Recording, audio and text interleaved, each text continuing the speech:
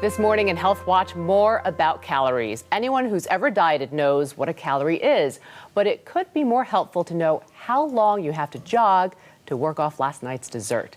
Charles Stuart Platkin, author of The Diet Detective's Countdown, has the skinny. Good morning, Charles. Good morning. How are you? Okay, your book is basically a guide to how long we have to run or walk for eating that glazed donut. How did you figure all this out? Well, basically, we looked at 7,500 different foods, and we created some formulas based on the research, and came out with the exercise equivalents for 7,500 foods with the walking, running, biking, swimming, yoga, and dance, how long it takes to burn that off. It's really scary when you look at the chart through this book.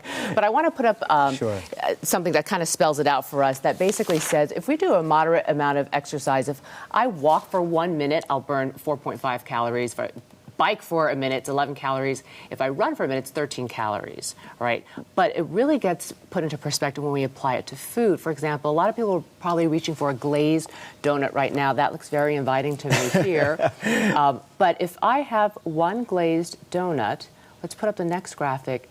You're telling me that it's 350 calories, right? Right, exactly. And how much do I have to do to work that off? 90 minutes of walking, 50 minutes of biking, and 37 minutes of running. Now, that makes me not want to have that donut. Right, but it's not to ruin your day. The idea is we all get a daily caloric budget, right? And that is, if you eat with a daily caloric budget, you will not gain weight and you will not lose weight. It's once we go over that daily caloric budget. That means that the more we eat, the more we have to exercise to burn that off. But does everyone have a different daily caloric budget depending on how much you weigh, or? Exactly. It really depends on how much you weigh and your age and your gender. So all those things are a consideration when you get your daily caloric budget. How do you figure out what your daily caloric budget is? Well, you really, there are formulas out there, and you can go to websites, and I don't want to tease my website, but you can go to dietdetective.com, and we have a calorie calculator that you can use, and you can also go to a dietitian. There are a lot of ways to get your daily caloric budget. Once you figure that out, then you use this as a awareness tool so that you know what it is that you're spending, so you know what's splurge-worthy or not. Okay, I want to show bagel with butter. Sounds like, an okay thing to have in the morning.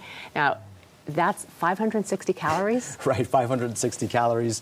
People don't realize that with butter or cream cheese, it starts to get up there. 144 minutes of walking, 79 minutes of biking, and 60 minutes of running. Or your half day's worth of food. Because a lot of people think they have to do 1,000 calories or so a day, right?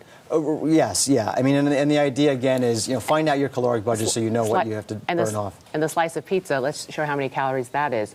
468. Right, that's for a large size slice, and that's 121 minutes of walking, 66 minutes of biking, and 50 minutes of running.